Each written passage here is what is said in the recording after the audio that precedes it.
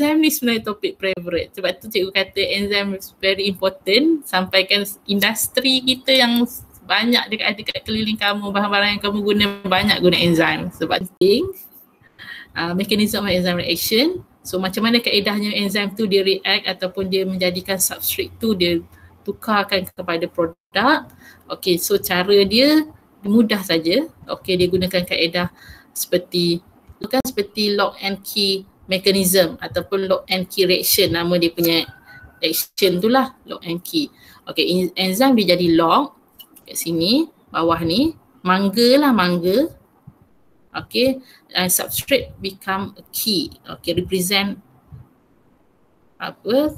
So kat substrate pakai key lah, represent as a key. Okay, kat sini ni substrate. Okay, tapi kat sini ada dua substrate, kamu tengok. Okay, bukan dua-dua boleh masuk. Okay, kamu tengok enzim ni punya kawasan kat sini ya.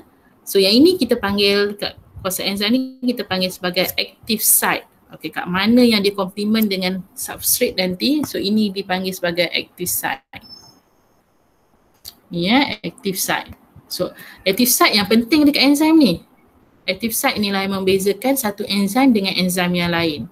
So enzyme has an active site with a specific configuration that complement a specific substrate molecule. So dalam kes ni hanya dia boleh bertindak dengan substrate ini sahaja. Substrate ini tidak boleh sebab dia punya bentuk dia tidak komplement dengan active site enzim yang ada dekat dalam rajah tu. Okay, so yang substrate approach the enzyme. Okay, itu yang pertama. Kalau dia tak approach, dia tak dapatlah bertindak balas. So dia approach dulu. So after that, the substrate combine with active site to form enzyme substrate complex. So bila kamu tengok dekat sini, bila dia combine together, okay, dia mesti rapat dan bersentuh. Okay, ini antara satu yang dalam soalan keluar dia minta kamu lukiskan rajah. Kalau sempat kejap lagi kita buat sama-sama. Okay, dia mesti rapat dan bersentuh, masa itulah dia boleh menjalankan tindak balas ataupun reaction can occur. In question,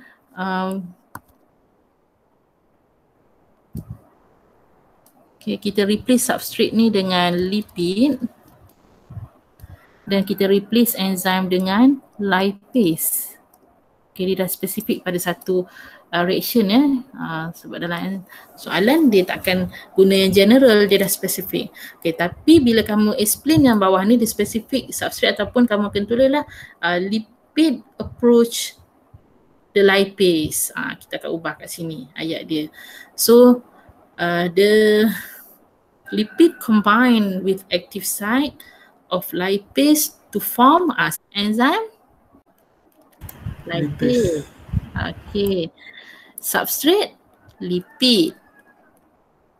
Okay. Okay. So yang ini yang cikgu nak bagi tahu. Dalam buku dia akan tulis semua buku enzyme substrate complex. Semua buku akan tulis macam tu. Tapi bila kamu pergi pada soalan nanti, kalau keluar dalam soalan tu dah spesifik pada enzim dan substrate tertentu. Jadi nama pergabungan antara substrate dengan enzim tu pun dah jadi lain. Daripada enzim substrate complex, bila bergabung berdua sebelum dilepas, ni gabung sebelum dilepas. Dia bergabung react, nama dia lipase lipid complex. Okay, dia bukan lagi enzim substrate complex. Dia akan reject lah jawapan sekiranya masih ada lagi student yang jawab enzim substrate complex. Dia kena follow betul-betul reaction yang spesifik dalam soalan.